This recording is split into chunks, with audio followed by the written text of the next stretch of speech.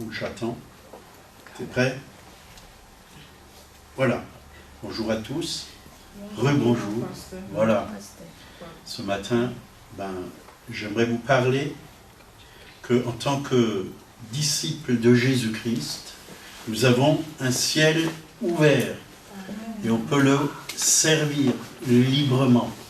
On peut vraiment recevoir du ciel. Le ciel nous communique tout ce dont nous avons besoin ici-bas sur la terre.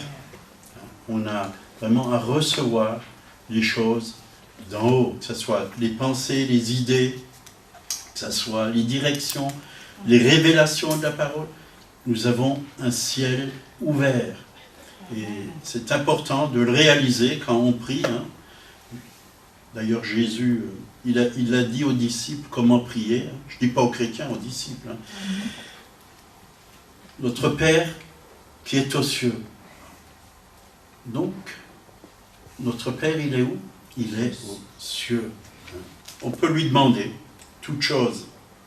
Que ton nom soit sanctifié, que ton règne vienne. Le règne de Dieu, il doit venir sur la terre. Dans le ciel, Dieu règne. Sur la terre, Dieu règne parmi ses enfants. Amen. Mais il aimerait régner plus. Et c'est à nous de prendre du territoire, du terrain, pour qu'il puisse régner encore plus. Et peut-être que dans nos vies, il y a des choses où Dieu ne règne pas, parce qu'on ne lui a pas laissé toute la place. On ne lui a pas laissé toute la place. Peut-être on a encore toutes sortes de pensées, de craintes, alors que Dieu veut nous donner des pensées de paix et d'amour, de confiance. Ou alors, Dieu ne règne pas dans nos finances, on a toujours peur de ne pas y arriver. Ça, c'est maman. Dieu veut qu'on aille au-dessus de maman, et que maman soit sous nos pieds. Ce n'est pas maman qui doit être sur nous. Ce n'est pas les craintes qui doivent être sur nous. Ce n'est pas la maladie qui doit être sur nous. Il a tout mis sous nos pieds, dit la parole de Dieu. L'Église, c'est les pieds de Jésus. Il a déjà tout accompli. Il a vaincu en tout temps et en tout lieu. Il a vaincu pour nous. Et nous devons rentrer dans son règne. Régner avec Christ. C'est important. Alors, on va partager ce message que j'ai eu cette semaine et les semaines certainement avant. Dieu m'a déjà parlé beaucoup de ce message. Alors, j'aime bien avoir un carnet, comme ça. J'écris, puis quand je recherche, j'ai des notes. J'écris des années aussi. Donc, vivre avec les cieux ouverts. Colossiens, chapitre 1, verset 19. Là, il nous a dit, car Dieu a voulu que toute plénitude habitât en lui. Il a voulu, par lui, réconcilier avec lui-même tant ce qui est sur la terre que ce qui est dans les cieux, en faisant la paix par lui, par le sang de sa croix. Donc, le Seigneur, au travers de la croix, il a tout réconcilié avec lui-même. Il a tout réconcilié. Il a payé pour que notre vie puisse être totalement à lui, pour qu'elle puisse lui appartenir, esprit, âme et corps, pour qu'on puisse être vraiment là pour sa gloire, et qu'il puisse régner sur nous. Il a déjà tout fait. Il a réconcilié tout ce qui est dans le ciel et sur la terre. Le ciel n'est plus coupé de la terre, et la terre n'est plus coupée du ciel, parce que Dieu a tout réconcilié. Pour nous croyants, pour nous, disciples de Jésus-Christ. Bien sûr que les gens qui n'ont pas encore fait la paix, il n'y a pas encore eu de réconciliation. Mais pour nous, l'Église, et quand je parle de l'Église, c'est le corps, c'est vraiment ceux qui appartiennent au Christ. Jésus a restauré la paix entre les cieux et la terre. Il n'y a plus de mur de séparation. Le ciel est ouvert. Amen. Et vous pouvez rentrer quand vous voulez, et on va voir tout ça, hein, dans la présence de Dieu. Pas seulement dans le parvis, pas seulement dans le lieu saint, mais vous pouvez rentrer dans le lieu très saint. Dans le lieu très saint. Et c'est bon de venir dans le lieu très saint. Parce que nous avons maintenant une libre entrée. On va le lire dans Hébreux, chapitre 10, verset 19. « Ainsi donc, frères, puisque nous avons au moyen du sang de Jésus une libre entrée dans le sanctuaire, par la route nouvelle et vivante qu'il a inaugurée pour nous au travers du voile, c'est-à-dire de sa chair. Et puisque nous avons un souverain sacrificateur établi sur la maison de Dieu, approchons-nous avec un cœur sincère dans la plénitude de la foi, les cœurs purifiés d'une mauvaise conscience et le corps lavé d'une eau pure. » Voyez, nous avons au moyen du sang de Jésus, quand le sang a coulé, c'est pour nous laver, pour nous purifier, pour nous racheter. Au travers de ce sang, nous pouvons venir dans le sanctuaire, c'est-à-dire dans sa présence. La présence du Père, la présence de Jésus. Jésus est à la droite du Père. Hein. Dans la présence, par la présence du Saint-Esprit qui vit maintenant en nous, qui habite en nous, on peut vraiment s'approcher du trône et le louer, l'adorer, mais aussi l'écouter. L'écouter. On peut venir devant le trône pour apporter un problème, pour apporter notre famille, un pays, pour toutes sortes de choses, un besoin. Mais la première des choses, c'est de le louer et de l'adorer. Et tout le reste, ça va venir. Tout le reste, ça va venir. Donc, nous avons un chemin, c'est le sang de Jésus-Christ. Le diable ne peut pas toucher ceux qui sont rachetés par le sang de Jésus. Parce que le sang, c'est une arme face à l'ennemi. Jésus a vaincu l'ennemi au travers de son sang. Mais aussi, on a le nom de Jésus, qui est aussi une arme. Il est notre Sauveur, notre Seigneur. Le nom de Jésus, hein, et par ce nom, on peut aussi chasser l'ennemi, hein, quand il vient pour essayer de nous faire douter, nous accabler. Hein, en mon nom, ils chasseront les démons. Et les démons, on veut bien les chasser chez les autres, mais bien souvent, c'est dans nos propres vies qu'il faut avant tout les chasser. Avant de vouloir les chasser chez les autres. C'est là. Jésus a vaincu le diable à la croix. C'est clair et net. Nous avons un ennemi qui est vaincu. Nous avons un grand Dieu, tout-puissant, qui est vainqueur, et nous avons un ennemi vaincu, qui a été dépouillé. Jésus l'a dépouillé. Il a dépouillé les dominations et les autorités. Il les a livrées publiquement en spectacle. Il en a triomphé d'elles par la croix. C'est un triomphe. Un triomphe. La croix, c'est un triomphe sur l'ennemi. Et nous participons à ce triomphe. Puisque Jésus a dit, nous sommes plus que vainqueurs par celui qui nous a aimés. Et la victoire qui triomphe du monde, c'est notre foi.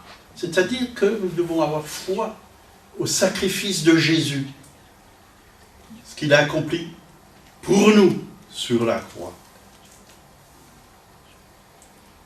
Qu'est-ce qui ferme le ciel?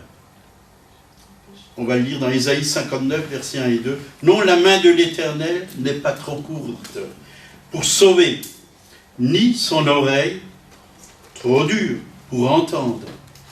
Mais ce sont vos crimes qui mettent une séparation entre vous et votre Dieu. Ce sont vos péchés qui vous cachent sa face et l'empêchent de vous écouter. » Ça, c'était pour l'ancienne alliance, mais encore aujourd'hui, si nous vivons dans le péché,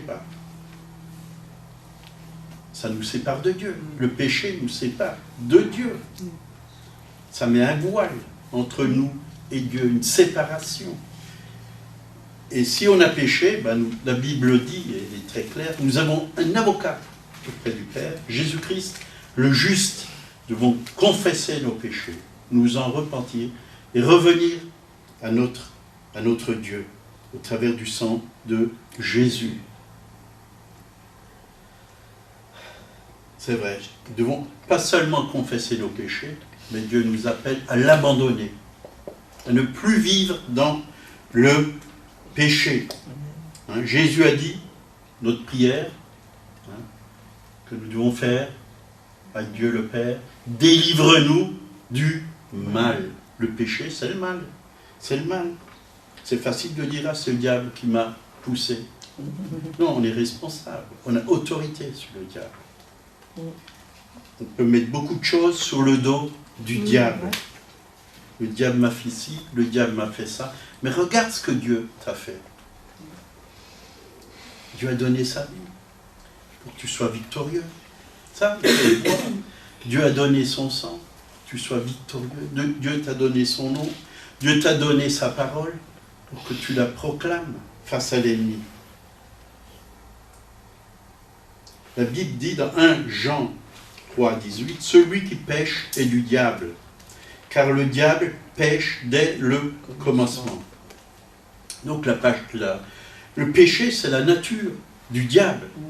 Mais Dieu nous a donné une nouvelle nature, puisque nous sommes nés de nouveau. Donc, nous n'avons pas une nature de péché, nous avons une nature de saint. De saint. Et 1 Jean 5, 18, là il nous a dit, nous savons que quiconque est né de Dieu ne pêche point. C'est-à-dire ne pratique pas le péché. Ne pratique pas le péché. J'entends des gens qui me disent, oui, je suis croyant, mais non pratiquant. Ben, tu es comme le diable. Il croit et il ne pratique pas. Mais Dieu t'a donné, si tu es né de nouveau, si tu es né de l'Esprit de Dieu, une nouvelle nature. Et tu es un croyant pratiquant. Amen. Voilà, ça c'est le disciple. Je ne dis pas le chrétien, le disciple. Parce que le mot chrétien, comme l'a encore dit Thierry, il nous l'a bien rappelé hier, Thierry Kopp, il n'est que 2 fois dans le Nouveau Testament. Mais le mot disciple, il est des dizaines et des dizaines de fois. Dieu nous appelle à être ses disciples. Donc, depuis, quiconque est né de Dieu, né de Dieu, se garde lui-même et le malin ne le touche pas. Le malin ne le touche pas. Vous vous rendez compte? Nous sommes protégés. Le diable, il ne peut pas te toucher. Il n'a que l'autorité que tu lui donnes. Si tu pêches, tu lui donnes l'autorité. Tu le fortifies, tu l'encourages. Et il prend de la force et de la valeur dans ta vie. Mais il est sous tes pieds, sache-le. Le diable ne le touche pas. Hein? Combien de chrétiens, ah, le diable m'a fait ci, le diable m'a fait ça. Combien j'entends, ben, sache que tu peux être protégé, gardé du malin, que Dieu a versé son sang, tu es protégé par son sang, que Dieu met autour de toi une garde d'anges, et on va voir si le diable il peut encore te faire quelque chose. C'est toi qui peux faire quelque chose contre lui et lui faire peur. Vous savez, le diable, moi, j'aime bien le voir par les talons en train de fuir. Résistez-lui hein, avec une foi ferme, il est dit. Et il fuira loin de vous. Quelqu'un qui fuit, c'est quelqu'un qui a peur. C'est quelqu'un qui a peur. Alors soyons des disciples qui font fuir l'ennemi. Amen. Amen. Donc la Bible dit que Dieu écoute hein, la prière du juste. Dans Jacques, hein, je n'ai pas le verset, mais ça me vient dans l'esprit. La prière du juste est une grande efficace. Donc Dieu entend les justes. Hein, pourquoi? le ciel s'est fermé avec Adam et Ève parce qu'ils ont péché. Du coup, ils se sont séparés. Leur esprit était séparé de Dieu. La mort est venue dans leur esprit. La mort est venue. Et Dieu les a prévenus. Le jour où tu mangeras de ce fruit, de l'arbre, de la connaissance du bien et du mal, le jour où tu en mangeras, tu mourras. Et ils l'ont fait, ils sont morts spirituellement. Et dans leur esprit, la mort est venue. Matthieu 3, verset 16. Voilà, on va voir, vraiment. Je ne dis pas que dans l'ancienne alliance, le ciel ne s'est pas ouvert. Il s'est ouvert à plusieurs reprises. Mais dans la nouvelle alliance, il est ouvert pour les croyants tout le temps. Tout le temps. Et on va voir ça. Maintenant, je vais vous parler déjà de la nouvelle alliance et après je vous parlerai de l'ancienne alliance. Matthieu 3, 16. Dès que Jésus a été baptisé, il sortit de l'eau et voici les cieux s'ouvrirent. Et il vit l'Esprit de Dieu descendre comme une colombe et venir sur lui. Et voici, une voix fit entendre des cieux ces paroles. Celui est mon fils bien-aimé, en qui j'ai mis toute mon affection. Pourquoi les cieux se sont ouverts quand Jésus s'est fait baptiser? Pourquoi? Parce qu'il a obéi. Il était juste. Donc, il était juste devant le Père. Alors, quand quelqu'un est juste, et nous, quand nous sommes justifiés par son sang, les cieux sont aussi ouverts. Il était juste. Dieu ne pouvait pas lui fermer les cieux. Il les a bien ouverts. Et là, le Saint-Esprit est descendu. Et c'est ce qui se passe dans nos vies. Quand on est justifié par son sang, le Saint-Esprit vient et il descend aussi dans nos vies. Comme une colombe. Parce que le Saint-Esprit, c'est la colombe, c'est la représentation, vraiment, du Saint-Esprit. Ce n'est pas le Saint-Esprit, mais c'est une représentation. Mais le Saint-Esprit vient sur les justes. Et Dieu nous dit aussi que nous sommes ses fils ou ses filles bien-aimés en qui il met toute sa confiance. Dieu nous fait confiance plus que nous lui faisons confiance. Vous savez que Dieu vous fait confiance. Dieu a confiance en moi. Moi, je le sais. Il me fait confiance. Même si parfois, je ne lui fais pas toujours confiance. Mais lui me fait confiance. Dieu croit plus en moi que moi, je crois en lui. N'est-ce pas merveilleux? Sinon, il ne m'aurait pas choisi. Il y a beaucoup d'élus. Non, c'est comment? Beaucoup d'appelés. Beaucoup d'appelés, mais peu d'élus. Et peu d'élus. Oui. Donc, est-ce que vous voulez être simplement appelé ou élu? Donc, si on est élu, c'est qu'on lui fait confiance. Il ne va pas élire quelqu'un en qui il ne fait pas confiance. Donc, Jésus était juste et sans péché. Il n'avait pas un ciel fermé. Même avant que la colombe descende. Là, c'était pour commencer son ministère. Mais quand il était jeune, Dieu lui parlait déjà. Le ciel était déjà là, ouvert. Mais là, il a été vraiment loin pour le ministère qui allait durer 3 ans et demi. Tout petit déjà, à 12 ans, il fallait que je m'occupe des affaires de mon père. Déjà, il était ouvert. Et Dieu appelle même des enfants à venir à lui. Laissez venir à moi les petits enfants, car le royaume de Dieu est pour ceux qui leur ressemblent. Donc Jésus était juste et sans péché. Il n'avait aucun sentiment de culpabilité, aucun sens de péché, aucun sens de condamnation dans l'esprit de Jésus. C'est pourquoi, vraiment, il pouvait vraiment vivre pleinement en communion avec son Père. Dieu restaure la même justice à l'homme.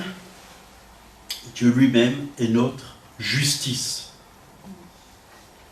Donc la justice signifie la capacité de se tenir dans la présence de Dieu le Père sans aucun sentiment de culpabilité ou d'infériorité. Vraiment, quand tu as compris ce que c'est que la justice de Dieu et que tu t'approches du trône de la grâce, tu peux être sûr que ta prière est exaucée. Parce que tu as l'assurance.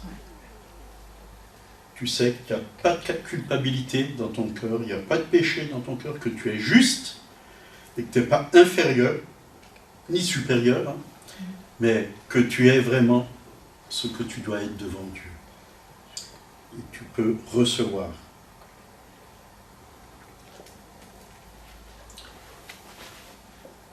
Donc, Jésus a fait une promesse et il a dit dans Jean 1, verset 51, et il lui dit, en vérité, vous verrez désormais le ciel ouvert et les anges de Dieu monter et descendre sur le Fils de l'homme.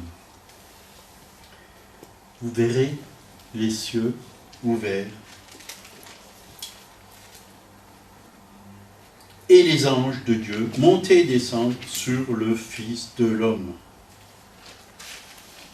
Il n'a pas dit vous voyez désormais le ciel ouvert, mais vous verrez désormais le ciel ouvert. Cela s'est accompli lorsque Jésus a achevé sa mission en restaurant la paix entre les cieux et la terre, au moyen de son sang. Maintenant, on a un ciel ouvert. On n'a pas besoin de demander au Seigneur d'ouvrir son ciel. Il est ouvert. Il est ouvert. C'est vrai qu'il y en a qui chantent « Ouvre les écluses des cieux ». Mais pour nous, il est ouvert. Tu peux demander pour qu'il s'ouvre sur ta famille, sur tes frères, sur tes sœurs, pour qu'il envoie des signes, des prodiges, des miracles. Tu peux le demander. Mais pour toi, il est ouvert. Si tu es un disciple de Jésus-Christ. Il est ouvert en permanence. Hein, c'est pas comme la Sécu, hein, il y a des heures. Après, tu ne peux pas venir. Quand c'est fermé, ferme la porte à double tour. Et c'est une porte blindée, hein, tu ne vas pas rentrer comme ça. Mais le ciel, il est ouvert. Dieu, il ouvre, mais il nous l'a ouvert en permanence. On peut toujours venir. Il y a toujours de l'accueil. Il y a toujours la présence de Dieu dans le ciel. Dieu ne manque pas, il est toujours là. Jésus, il est à la droite du Père. Et il intercède pour nous, jour et nuit. Mais lui il ne vit pas dans le jour ou la nuit, il vit dans l'éternité. Pour nous, c'est jour et nuit, mais pour lui, il intercède toujours. Toujours. Il sait ce dont nous avons besoin. Il sait. Mais il a quand même dit, demandez et vous recevrez. Parce que Dieu veut utiliser notre foi. Pas notre foi, notre foi charnelle, mais notre foi spirituelle. Qui vient du Saint-Esprit. Parce que nous sommes appelés à vivre avec la foi du Fils de Dieu. Pas avec notre propre foi. Ayons foi en lui. Parce que lui a foi en nous. Jean 14, verset 6, Jésus lui dit, je suis le chemin, la vérité et la vie. Nul ne vient au Père que par moi. Donc, je suis le chemin, la vérité et la vie. Et ça, c'est un verset que souvent on met, mais on oublie de mettre le reste. Hein, moi, je vois souvent sur des voitures, hein, Jésus est le chemin, la vérité et la vie. C'est bien, mais la suite, nul ne vient au Père que par moi. Venir au Père. C'est important qu'on sache qu'on vient au Père, qu'on a un Père dans le ciel, qui nous attend chaque jour, qui aimerait vraiment être en communion avec nous, aimerait nous donner des conseils, aimerait nous entourer de ses bras d'amour, pour qu'on ne soit pas des orphelins. Dieu veut enlever cet esprit d'orphelin dans l'Église, avec un grand E, parce qu'il y a encore beaucoup de personnes qui ont cet esprit d'orphelin. D'orphelin. Et c'est vrai qu'un enfant qui appartient à une famille, un père, une mère, mais il sait qu'il est aimé, il sait qu'il n'est pas orphelin, il sait qu'il peut toujours faire confiance à son père et à sa mère, et cet enfant a beaucoup de besoins. Les parents vont prendre soin de cet enfant. Ben, Dieu va prendre soin de nous, jour après jour. On peut lui faire totalement confiance. Il est notre Père. Et quand on sait qu'il est vraiment notre Père, on va être guéri de toutes sortes de blessures qu'il y a au fond de nous-mêmes, toutes sortes de frustrations, il n'y aura plus cette solitude, voyez, parce qu'on sait qu'on n'est pas seul, qu'il est avec nous chaque jour. Notre Père est avec nous, qu'il nous conseille chaque jour. Je vais boire. Ça fait du bien de boire. À la grotte.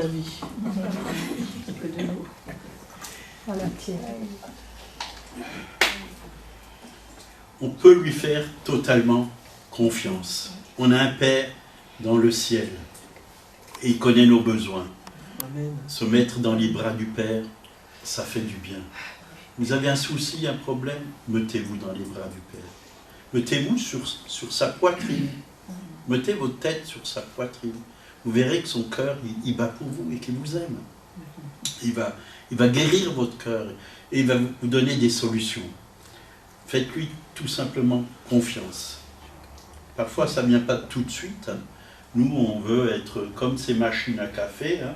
Tu mets 1 euro ou 2 et tu presses café sans sucre, tu fais un café sans sucre. C'est pas ça. Dieu n'est pas comme ça. Dieu, il sait ce qui est bon pour nous et il nous donne toutes choses en son temps, dit la parole de Dieu. Donc Jésus est le chemin. Il n'y en a pas d'autre. 1 Timothée 2, 5, car il y a un seul Dieu, il n'y en a qu'un, et un seul médiateur entre Dieu et les hommes, Jésus-Christ, homme, qui s'est donné lui-même en rançon pour nous tous. Donc si nous voulons aller vers le Père, il n'y a qu'un seul médiateur, c'est Jésus-Christ. Un seul, il n'y en a pas deux. La Bible dit un seul, c'est un seul. Je ne peux pas emmener quelqu'un d'autre avec moi. Même pas votre pasteur. Il ne peut pas être médiateur, ou qui que ce soit. Un seul médiateur entre Dieu et les hommes, qui s'est donné lui-même en rançon pour tous. Il n'y en a qu'un qui était sans péché, c'est Jésus. Et c'est le seul qui peut être notre médiateur. Vous pouvez lire la Bible. Hein. Jésus l'a dit lui-même. Qui me convaincra de péché? Qui me convaincra? Personne ne pouvait convaincre Jésus de péché. Il était sans péché, il était pur, il était saint. Et c'était le seul. D'ailleurs, c'est lui qui a pu racheter les hommes parce qu'il était sans péché. Aucun homme ne peut racheter un autre homme. Donc, pour aller au Père, nous avons un chemin direct au travers de Jésus-Christ. On ne peut pas venir se présenter par nous-mêmes. Hein. Non, c'est parce qu'on a été racheté par Jésus qu'on peut se présenter. On n'a aucun mérite, mais c'est lui, c'est grâce à lui qu'on peut venir dans sa présence.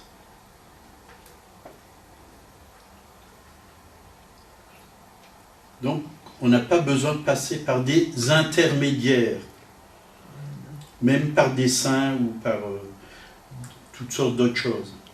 Seul Jésus nous suffit. C'est lui qui nous représente devant le Père. Sa justice. C'est lui. Le Père nous voit au travers de son Fils Jésus, lavé par son sang, racheté par son sang, justifié par son sang, libéré, oui, à cause de son Fils, transformé, victorieux, glorieux. Il nous voit dans la perfection au travers du sacrifice de Jésus. Alors apprenons aussi à nous voir au travers du sacrifice de Jésus-Christ. Apprenons à nous voir comme lui nous voit. Et à agir comme lui agit. Il nous a rachetés de nos péchés. C'est pour ça que nous pouvons nous présenter devant lui, pas par nos mérites. Éphésiens 2, verset 18. Car c'est par lui, non, car par lui, nous avons les uns les autres accès auprès du Père dans le même esprit. Accès. Accès, il y a une association qui s'appelle Accès. Mais moi, j'ai un accès direct auprès du Père par l'Esprit, par Jésus, par le sacrifice de Jésus. Et vous aussi, vous avez un accès. On peut accéder. Personne ne peut vous bloquer le chemin, la voie. Vous avez un accès. Le ciel est ouvert pour nous. Et on peut s'approcher de lui au nom de Jésus.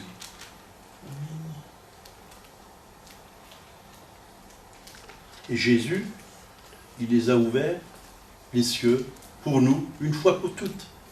À partir du moment où vous êtes né de nouveau, que vous avez reçu Jésus comme votre sauveur personnel, que vous l'avez accepté comme votre Seigneur, ben le ciel s'est ouvert. Vos noms sont inscrits dans le livre de vie et vous avez un accès. Vous avez un accès vers votre Père. Et on peut voir, jamais vous pouvez lire tout le Nouveau Testament que les cieux sont fermés et que les disciples demandent d'ouvrir les cieux. Nulle part. Actes 7, 55 et 56. Mais Étienne, rempli du Saint-Esprit, et fixant les regards vers le ciel, vit la gloire de Dieu, et Jésus debout à la droite de Dieu. Et il dit, voici, je vois les cieux ouverts, et le Fils de l'homme debout à la droite de Dieu. Je vois les cieux ouverts. Dans l'esprit, on peut voir. Mais sans l'Esprit de Dieu, on ne peut pas voir. Sans l'Esprit de Dieu, on est aveugle. On a même beau connaître la parole de Dieu, on peut l'apprendre par cœur. Si l'Esprit ne nous ouvre pas les Écritures, on est aveugle. Ce n'est qu'une religion. Acte 10, versets 9 à 11. Le lendemain, comme ils étaient en route et qu'ils s'approchaient de la ville, Pierre monta sur le toit vers la 6e heure pour prier. Il eut faim et il voulut manger. Pendant qu'on lui préparait à manger, il tomba en extase. Il vit le ciel ouvert et un objet semblable à une grande nappe attachée par les 4 coins qui descendait et s'abaissait vers terre, et où se trouvaient tous les quadrupèdes de la terre et les oiseaux du ciel. Voyez, là, Pierre, il a eu une vision. Il vit le ciel ouvert avec une nappe, plein d'animaux. Et il ne voulait pas manger parce que, vous voyez, dans l'ancienne alliance, il y avait des animaux impurs. Mais là, Jésus lui dit de manger. Manger. Tout est baigné, sanctifié par la parole de Dieu. Maintenant, on peut manger, même du cochon. On peut en manger. Dieu ne nous interdit plus de manger du cochon. Et c'est bon.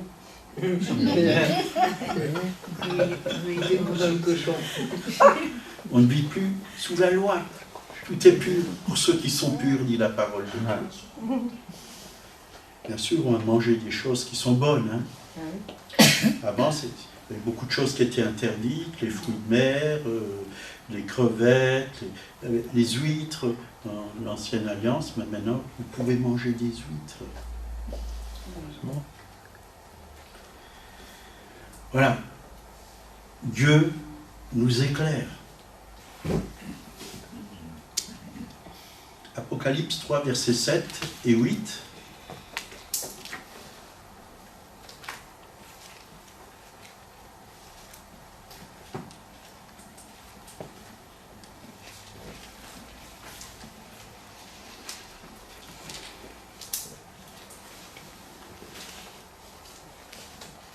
Écrit à l'ange de l'église de Philadelphie.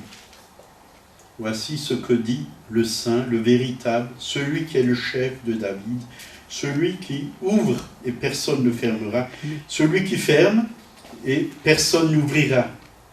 Je connais tes œuvres. Voici parce que tu as peu de puissance et que tu as gardé ma parole et que tu n'as pas renié mon nom. J'ai mis devant toi une porte ouverte que personne ne peut fermer. Donc, porte ouverte, c'est la porte du ciel. Elle est ouverte. Personne ne peut la fermer. Il n'y a que Dieu qui peut ouvrir et fermer. Ou ouvrir et la laisser ouverte pour nous. Donc, il y a une porte ouverte dans le ciel. Et l'apôtre Jean, il est passé par cette porte. On va lire Apocalypse chapitre 19, verset 11.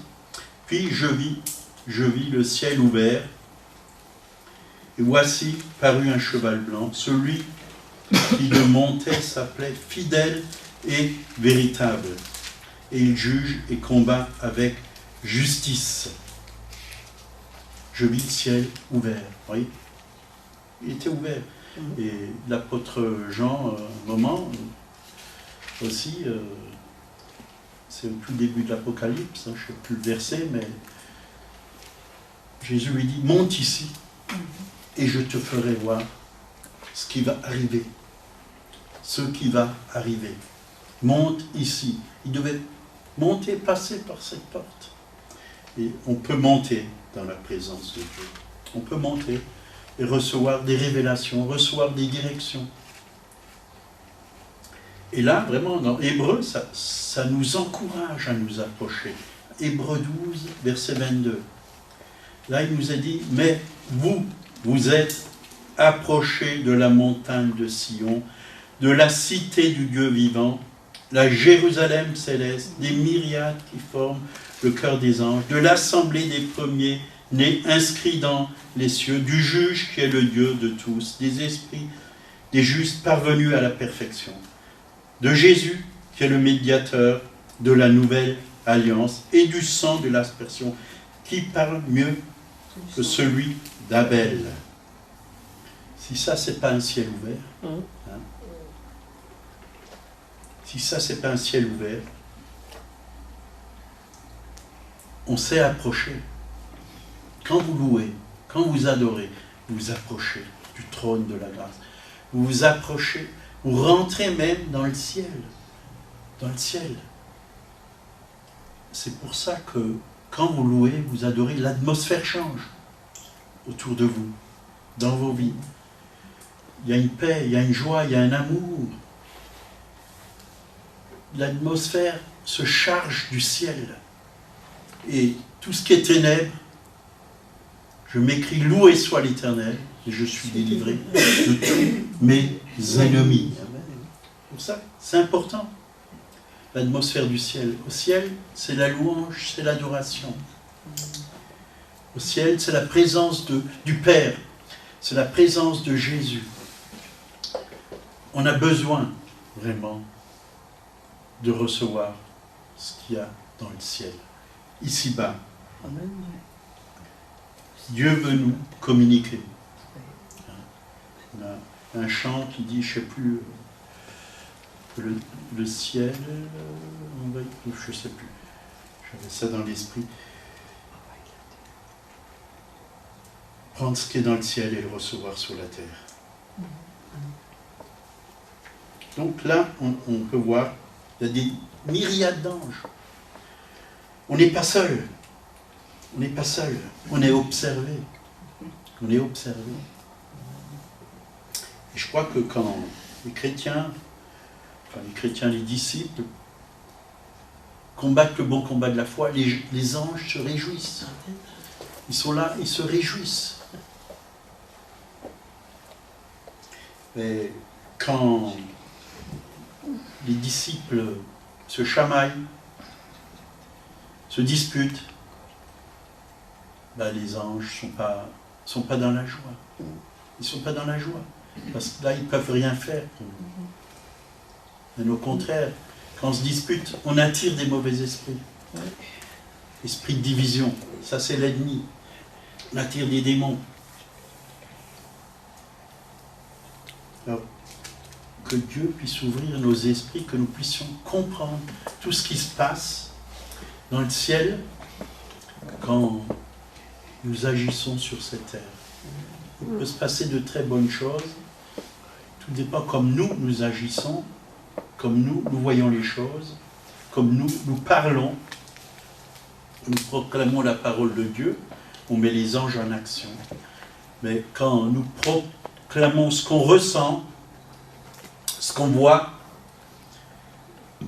et on proclame les problèmes, on bloque l'œuvre de Dieu dans nos vies.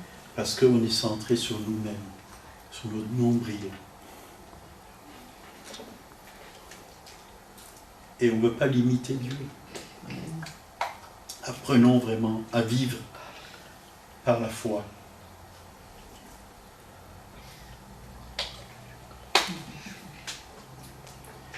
Les ressources de Dieu sont illimitées. Amen. Et Dieu veut déverser sur nos vies toutes ces bénédictions. On est déjà bénis, mais on ne les a pas tous reçus. On ne les a pas tous pris. Dieu attend qu'on croit vraiment que c'est pour nous et qu'on le reçoive. Je peux mettre devant votre porte, devant votre maison, plein de paquets, avec plein de bénédictions, plein de bonnes choses. Tant que vous ne les ouvrez pas, et que vous en saisissez pas, ça ne sert à rien. Je peux remplir votre frigidaire avec du rôti de porc, avec du saucisson, avec de l'agneau, du caviar, des homards. Tant que vous n'ouvrez pas, que vous ne mangez pas, ça ne sert à rien. Ça sert à rien. Je crois que il faut prendre. Il faut prendre. Dieu donne, mais nous, on doit prendre. Et chaque jour, il nous attend avec plein de bonnes choses. Et bien souvent, on passe à côté. Je n'ai pas le temps. Il faut que j'aille travailler. On ne prend pas de temps pour chercher la face de Dieu, pour écouter Dieu, écouter le Saint-Esprit, pour prendre ce qu'il a préparé pour nous dans sa parole. Vous savez, la parole de Dieu, c'est une nourriture, c'est un repas. On peut se régaler. C'est bon. Moi, je préfère la parole de Dieu que la nourriture terrestre. Je ne dis pas que j'aime pas la nourriture terrestre, mais je préfère la parole de Dieu. Si je n'ai pas la parole de Dieu, je suis malheureux. Si je n'ai pas de nourriture pour une journée, ça ne me dérange pas. Je peux tenir le coup, même plusieurs jours. Mais sans ça, je ne peux pas tenir le coup. Parce que ça, c'est des paroles de vie. Amen. Ça m'apporte la vraie vie. La nourriture, oui, ça m'apporte la vie pour le corps, mais le corps, il va mourir. Il faut les deux, bien sûr.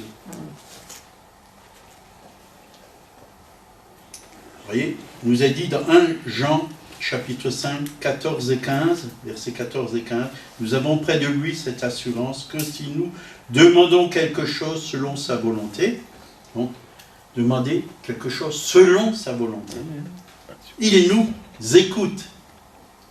Il y a des choses qui ne sont pas du tout à la volonté de Dieu. Ça, mais le Saint-Esprit nous montre quelle est la volonté de Dieu. Si vous lisez la parole, le Saint-Esprit va vous montrer ce qu'est la volonté de Dieu. La volonté de Dieu, elle est bonne, elle est agréable et elle est parfaite. il nous écoute. Et si nous savons qu'il nous écoute, quelque chose que nous demandions, nous savons que nous possédons la chose que nous lui avons demandée. Amen. On possède la chose même si on ne la voit pas. Même si on ne la voit pas. Je l'ai. Je l'ai. Merci Seigneur. Vous avez mal au doigt ou au bras? Demandez la guérison. Croyez que Dieu l'a fait. Même si ça vous fait encore mal, 2, 3, 4, 5 jours, 1 an, 2 ans, 3 ans, jusqu'au moment où ça part, commencez à le croire. Ne revenons pas toujours demander la même chose au Seigneur. Dieu, est-ce que vous allez vers votre Père et vous lui demandez toujours quelque chose? Toujours la même chose? Non. On lui demande, puis après on croit qu'on l'a reçu. Demandez, hein, c'est ça la foi. Croyez que vous l'avez reçu et vous le verrez s'accomplir. Si vous redemandez une deuxième fois, c'est que vous ne croyez pas. Vous ne croyez pas. Le Seigneur peut vous dire, mais tu m'as déjà demandé hier. Pourquoi tu me redemandes? Je t'ai dit que je t'ai donné. Croyez que vous l'avez reçu. Crois que tu l'as reçu. Tenir ferme dans la confession de notre foi.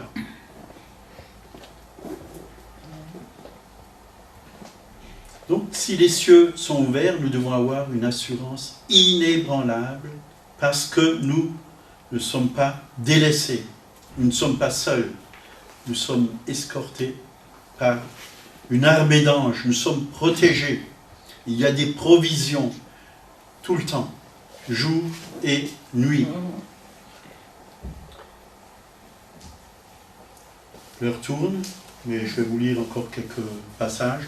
On peut voir que dans l'Ancienne Alliance, Jacob, il a eu un songe. Jacob 28, verset 12. Jacob eut un songe, et voici une échelle était appuyée sur terre, et son sommet touchait au ciel. Et voici les anges de Dieu montaient et descendaient par cette échelle.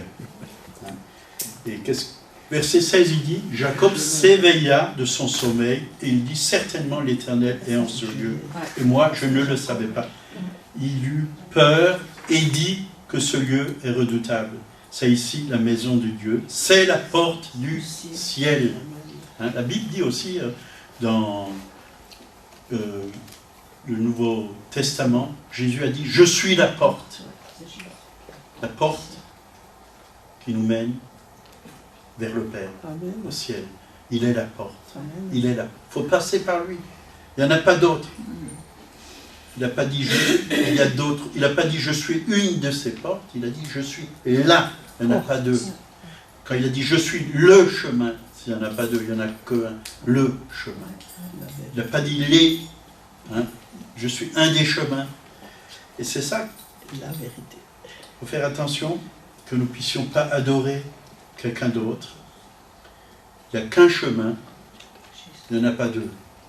Ésaïe, oh si tu dis, Ésaïe 64, verset 1 et 2, oh si tu déchirais les cieux, et si tu descendais, les montagnes s'ébranleraient devant toi, comme s'allume un feu de bois sec, comme s'évapore l'eau qui bouillonne, tes ennemis connaîtraient ton nom, et les nations trembleraient devant toi. Donc, les cieux sont déchirés au travers de Jésus. Le voile, quand il est mort, a été déchiré du haut en bas. Maintenant, on peut rentrer dans le lieu très saint. Donc, nos ennemis, ils savent que Jésus est Seigneur. Et c'est marqué que tout genou fléchira à la gloire de Dieu, le Père. Parce que Jésus a accompli vraiment cette prophétie, oh si tu déchirais les cieux. C'est une bonne nouvelle. Deutéronome 28, verset 12. L'Éternel t'ouvrira son bon trésor, le ciel, pour envoyer à ton pays la pluie en son temps et pour bénir tout le travail de tes mains. Tu prêteras à beaucoup de nations et tu n'emprunteras point. L'Éternel fera de toi la tête et non la queue, sera toujours en haut et tu ne seras jamais en bas lorsque tu obéis au commandement de l'Éternel, ton Dieu. Voyez, tu ouvriras son bon trésor le ciel, tous les trésors sont en Jésus-Christ.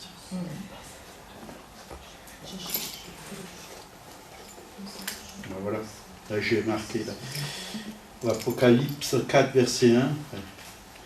Après cela, je regardais, voici une porte ouverte dans le ciel.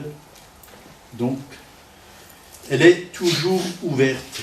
Jésus nous dit, monte et je te ferai voir. Ce qu'il disait à Jean, cherchez le verset. Pour Mammon, Malachie, chapitre 3, verset 10, apportez à la maison du trésor les dîmes, afin qu'il y ait de la nourriture dans ma maison. Mettez-moi de sorte à l'épreuve, dit l'Éternel des armées, et vous verrez, si je n'ouvre pas pour vous les écluses des cieux, je répandrai pour vous la bénédiction en avant. Pour vous, je menacerai celui qui dévore. Oui? L'ennemi, c'est quelqu'un qui vient dévorer. Il veut dévorer vos finances. Il veut vous dévorer. Il veut dévorer la moisson dans vos champs. Dans vos champs. Hein? Il désire que vraiment il y ait du gel, qu'il y ait toutes sortes de mauvaises choses qui se passent, que nous n'ayons pas une moisson. Mais Dieu, quand on l'honore, il nous honore. Il ouvre les écluses des cieux. Et il nous donne ce dont nous avons besoin. Tu n'auras pas un porte-monnaie vide. Tu auras toujours de quoi acheter ton pain. Tu auras tout. Si tu es fidèle. Si tu es fidèle. Bien sûr, Dieu va toujours vous donner, même si vous êtes infidèle, il va toujours vous donner à manger et à boire. Mais ça se limitera là.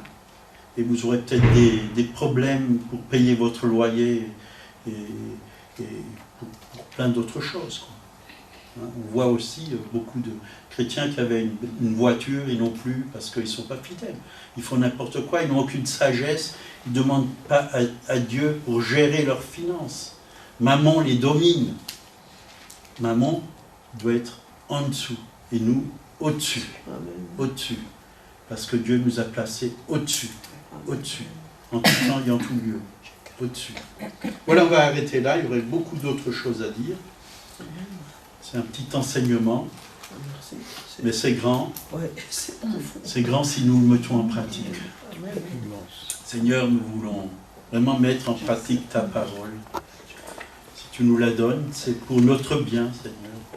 Tu ne veux pas que nous soyons des disciples tristes, malheureux, pauvres, mendiants, vaincus. Mais tu veux un peuple de vainqueurs. Tu veux un peuple qui triomphe. Tu veux un peuple qui gagne du terrain, qui rentre dans le pays promis, là où coule le lait et le miel. Merci Seigneur, parce que tu aimes tes enfants, tu es un bon papa. Tu as de bonnes choses pour tes enfants, Seigneur. Nous puissions nous saisir de toutes tes promesses, que nous puissions pratiquer ta parole. Oui, merci Seigneur. Merci de garder cette parole dans nos cœurs, qu'elle soit scellée et que nous puissions la pratiquer dans le nom de Jésus. Amen. Amen. Amen.